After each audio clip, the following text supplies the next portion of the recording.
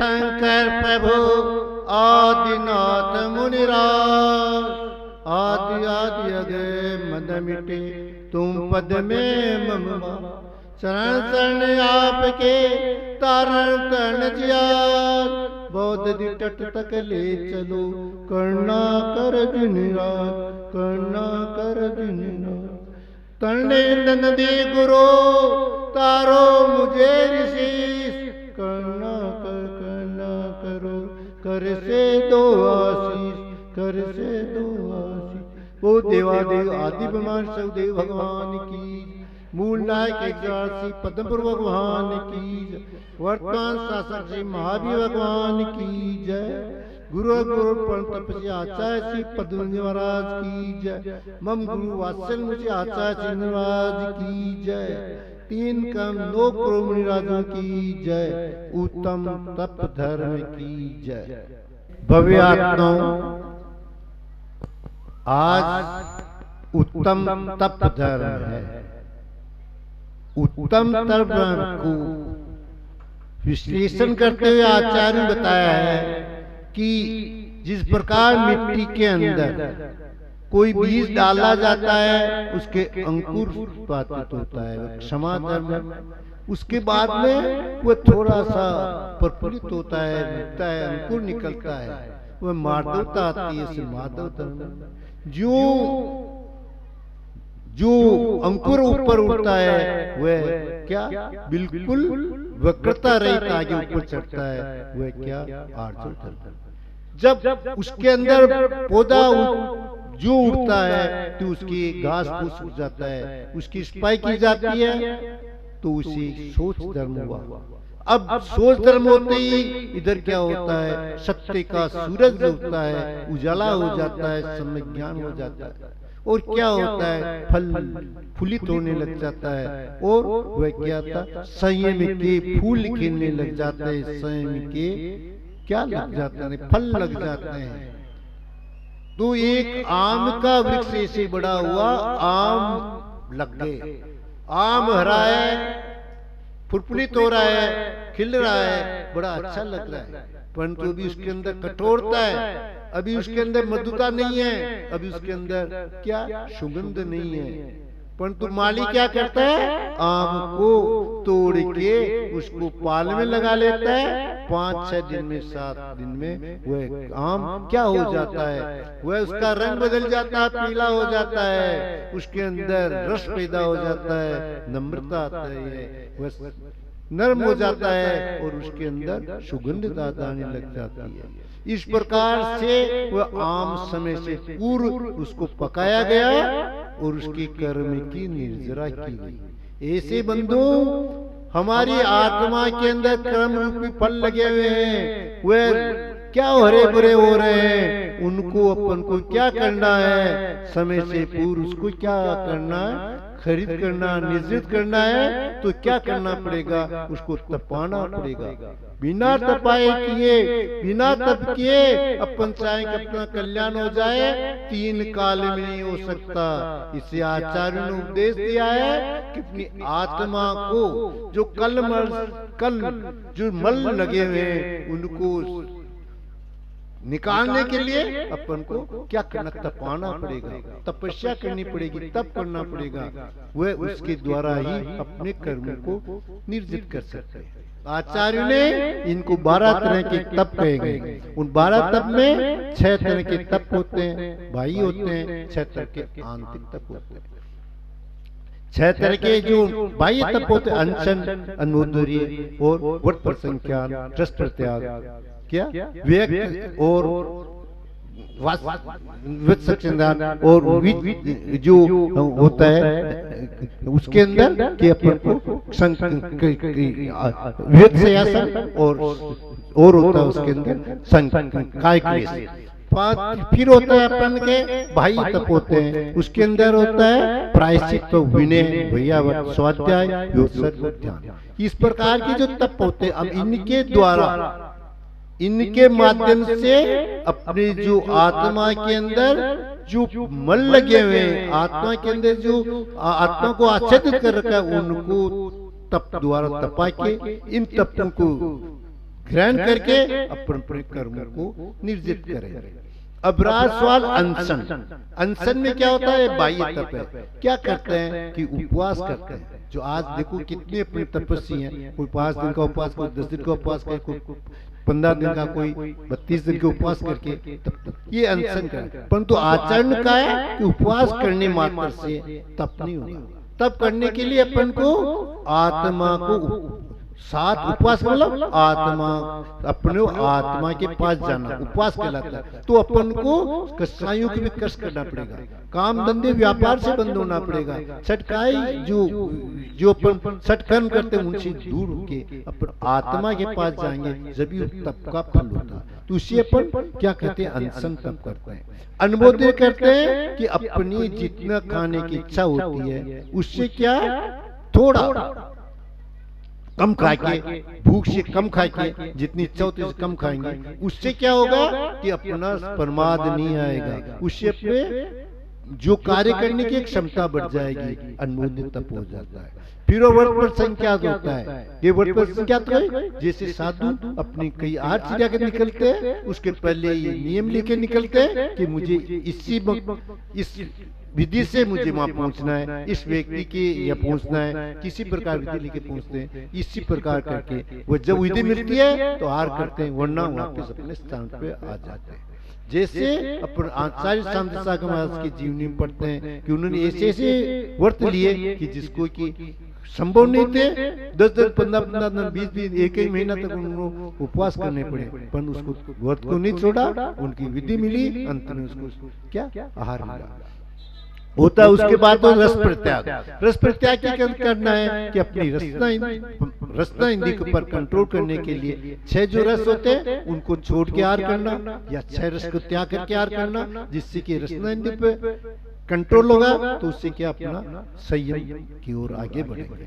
फिर होता है उसके अलावा अपन व्यक्त से आसन। व्यक्त से आसन क्या होता है कि आसन का पर काबू करना बहुत आवश्यक है।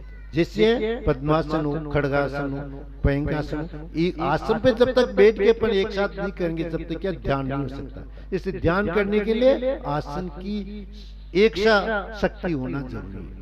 और फिर होता है काय क्लेश। काय क्लेश होता है कि काय को जो शरीर होता है उसको कुछ पीड़ा हो या कुछ हो तो उसको करके अपन को तप करना चाहिए। तप करने के लिए काय क्लेश जरूरी है। क्या?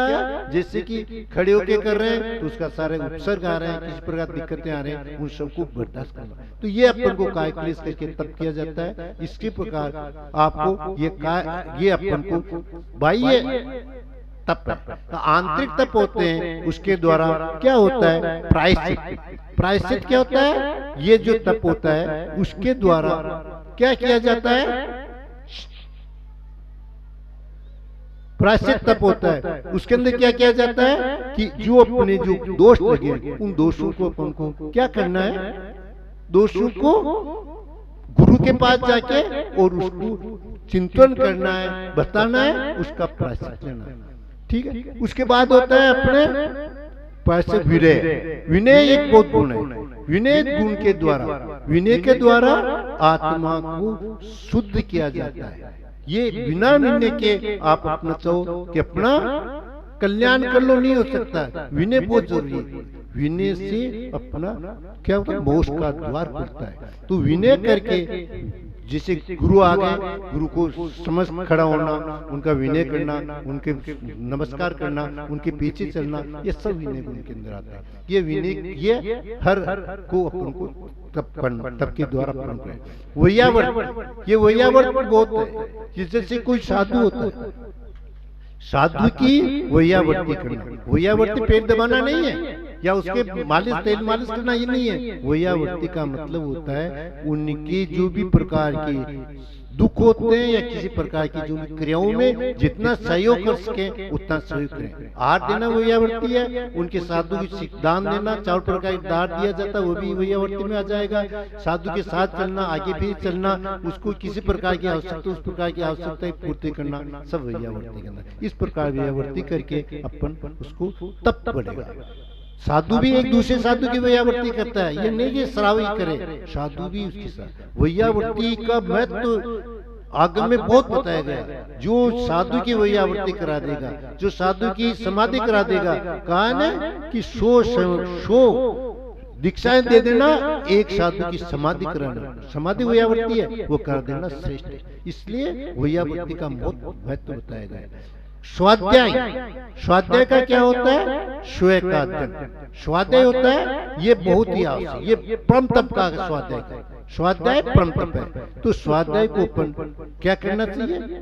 जैसे पहले प्रतान योग का स्वाध्याय करना चाहिए, फिर उसके साथ करना ध्यान का स्वाध्याय करना चाहिए। हर जितने लोग यहाँ विराजे हैं, मैं उनसे यही कहता हूँ कि कम से कम स्वाध्याय का प्रण कर लें और कम से कम प्रतिदिन स्वाध्याय अवश्य करें। स्वाध्याय करने से ज्ञान बढ़ेगा, स्वाध्याय करने से आपको वैराग्य बढ़ेगा, और स्वाध्याय करने से आपको आगे बढ़ने के चांस मिलेंगे। इसलिए स्वाध्याय भी परम तप है।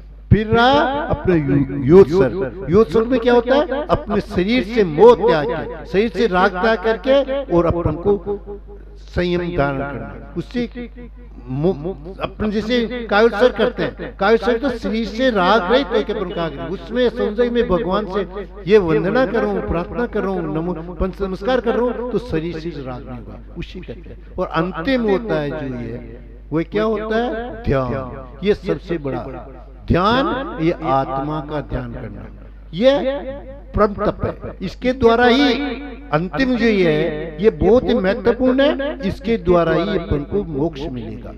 ध्यान के बिना कोई सिद्धि नहीं हो सकती, ध्यान के बिना सिद्धालय नहीं जा सकते। अंतिम ध्यान होगा, परम ध्यान होगा। परम ध्यान के लिए क्या कहा? जो अंतिम समय में 14 गुण स्थान में 5 जो लघु अक्षर है, ए ई उ री रे, तो ये 5 अक्षरों के ध्यान से जो परम ध्यान होगा, उसके बाद मोक्ष होगा। तो इनका ध्यान करना, इनका चिंतन करना, इनको अपने मनन करते रहना, तब अपन उसको कल्याण कर पाता है। तो अपनी आत्मा का कल्याण करने के लिए अपन को तपाने होगा। जिस प्रकार सोने को कीट उसके मिट्टी में मिला हुआ है, तो उसको कंकड़ मिला तो उसको तपाया जाता है, छोड़े ताव देने के बाद शुद्ध होता है। उसी प्रकार दूध होता है, उसको घी बनाने के लिए अपन को क्या करना पड़ता है? उसको हमने क्रिया बताई थी, उन क्रियाओं करके फिर घी को क्या कहता है, मक्खन को भी तपाया जाता है जब घी शुद्ध होता है। उसी प्रकार अपने आत्मा के लगे हुए कर्मों को अपन को निर्जित करने के लिए और मोक्ष प्राप्त करने के लिए अपन को तप करना पड़ेगा। अब इसके अंदर कुछ उदाहरण आते हैं, प्रतान योग के अंदर पढ़ते हैं। पद्म कुमार है, पद्म कुमार को अपनी दीक्षा लेना था, वह कृष्ण बलदेव के पास जाते हैं और उनसे दीक्षा की आज्ञा मांगते हैं। वो कहते हैं भैया अभी तुम युवा हो, अभी तो तप करो, अभी तुम क्या करो, राज करो, बाद में करना। पर उन्होंने दीक्षा के लिए आज्ञा ली। फिर जो ही अपने पत्नी के पास जाता है, पत्नी से कहते हैं मैं दीक्षा लेना चाहता हूँ। पत्नी कहती है आपको दीक्षा लेना चाहता, मेरे पास क्या पूछने आता है? उसके पहले पत्नी ने उससे दीक्षा ले ली, उनको कह दिया कि आप पूछते में रह जाओगे, मैं दीक्षा ले लेती हूँ। वो बाहर दीक्षा ले लेती। ऐसे ऐसे उदाहरण मिलते हैं। और अपन को एक भर्तृहरि और शुभचंद्र के उदाहरण ऐसा मिलता है कि भर्तृहरि और शुभचंद्र 2 भाई होते हैं। ये बहुत ही मतलब ज्ञानी होते हैं, तपस्वी होते हैं और बलशाली होते हैं। इनका भाई को ये लगा कि ये मेरा राज्य ले लेगा, तो उसने क्या किया? इन दोनों को मारने का षड्यंत्र रचाया। मंत्रियों से पता लगा कि हमको मारने का षड्यंत्र लगा, तो दोनों ही जंगल में जाके साधु बन गए। शुभचंद्र तो दिगंबर साधु बन गया, भर्तृहरि क्या हुआ? एक तांत्रिक साधु बन गया। उनके पास उसने एक रस की सिद्धि की, उससे सोना बन सकता है। अब भाई को एकदम 12 वर्ष बाद याद आया कि मेरा भाई है, वो कहाँ है? जब उसको किसी सेवक को भेजा, पता लगा तो क्या कर रहा है? शुभचंद्र तो आराम तपस्या कर रहा है, बिल्कुल सिर सूख रहा है। उसको आके वापस कहते भैया मैं तो भूखा रह के 2 दिन से आ गया, वो तो ऐसा उसको रोटी भी नहीं मिलती, भूखा तपस्या ऐसा कर रहा है। तो भर्तृहरि को क्या आता है? भाई के पास वो रस लेके जाता है कि इसको सोना मंडा के तुम इससे ले ले, वो उसको फेंक देता है। उसकी कोई प्रीति नहीं करता है, तो उसको बड़ा गुस्सा आता है, कहता भाई क्या तुम इससे करता? रहा है क्या तो फिर क्या कहते हैं शुभ सुंदर, यदि तुझे सोना ही बनाना था, ये करना क्यों तपस्या की, क्यों घर छोड़ के आया, ये तो कौन सी अपने धन की कमी थी, दौलत की कमी थी, तो उसको क्या तू अरे कुछ नहीं है। तो फिर जो ही शुभ सुंदर ने अपना अंगूठा चेपा, मिट्टी लेके फेंका तो सारी सोना ही सोना हो गया। तो भैया ये तपस्या, ये इसलिए तपस्या की गई तेने सोना बनाना है, तो उसको एकदम ज्ञान आ जाता है। वो भरत भी क्या दिगंबरी दीक्षा लेके और अपना तप करके अपना कल्याण करता है। बंधु इस प्रकार के उदाहरण अपन को बहुत पड़े हैं पढ़तांडव के अंदर। तप के बिना अपन चाहे कि अपना कल्याण कर लो नहीं कर सकते, आपको तप करना पड़ेगा, व्रत उपवास करना पड़ेगा, कुछ इस प्रकार की बाह्य आंतरिक तपों को तपाना पड़ेगा आत्मा को, जब जाके अपन अपना कल्याण कर पाएगा। इसलिए अपन कल्याण करने के लिए तप करना चाहिए। तप करना मतलब अपन को अपने व्रत उपवास करो, नियम संयम लो, उस प्रकार के करो। तप की परिभाषा कहाँ दी है, इच्छा निरोध है तप। इच्छा का निरोध करना ही तप है। ये नहीं जो आप विलंबित छोड़े पाप को, जब भी आपको इच्छा हो जाए मुझे करना, उसी नाम से त्याग दो। जो साधु होता है ना, उसके कहते हैं भाई मेरी इच्छा निरोध। साधु सुबह आ गया आज मुझे लड्डू खाने चाहिए, यदि साधु को ये आ गया विचार तो साधु उसी टाइम लड्डू खाने त्याग कर देगा कि आज लड्डू मिलेगा तो भी मैं नहीं खाऊंगा, क्योंकि उसका काम तप करने का। इसे कहते हैं इच्छा का निरोध करना। इसलिए जो चीज सामने इच्छा आ जाए उसका त्याग कर दो, अपनी तो धीरे धीरे अपना तप बढ़ जाएगा। इसलिए उसको कहता है वो बहुत से उदाहरण आते हैं, विशल्या का उदाहरण आता है जिसने 3000 वर्ष तक क्या तप किया, उसका परिणाम क्या हुआ, उसके देखने मात्र से लक्ष्मण का क्या हुआ, विष दूर हो गया। भैया तप का प्रभाव इतनी रिद्धियां प्राप्त हो जाती है, तप के प्रभाव से ऐसी ऐसी रिद्धियां होती है पता नहीं लगता है। विष्णु कुमार को रिद्धि हो गई थी, क्या उसको पता था क्या मेरे में ऐसी रिद्धि हो गई? उसको तो जब शुल्लक जी ने कहा कि भाई इस प्रकार रिद्धि है, तो अपनी रिद्धि का उपयोग करके कितना धर्म की रक्षा की। तो ये सिद्धियां होती है, साधु उसका दुरुपयोग नहीं करता है, साधु कभी उसको काम में नहीं लेता है फालतू में, कभी धर्म की रक्षा के लिए रिद्धि को काम में लेता है। तो ये किससे मिलती है, तप से मिलती है। तो अब समय नजदीक आ गया, मैं यही बता रहा हूं आपको कि अब आपको अपने जीवन को सफल बनाना है, आपको चाहना है कि मैं अपना कल्याण करूं, मैं मोक्ष प्राप्त करूं, तो आपको तप करना पड़ेगा। और तप के द्वारा ही आप, क्योंकि बिना तप के नहीं होने वाला। जैसे तीर्थंकर ने भी क्या किया, तीर्थंकर को भी जो तीर्थंकर थे, चक्रवर्ती थे, कामदेव थे, वे भी उनको क्या हुआ, छोड़ के राजपाट छोड़ के तप दान किया, जब जाके उन्होंने मोक्ष प्राप्त किया। इसलिए अपन को यदि मोक्ष प्राप्त करना है तो तप करना पड़ेगा, तप के लिए अपन त्याग करना पड़ेगा, त्याग करने से अपना कल्याण। बोलो महावीर भगवान की।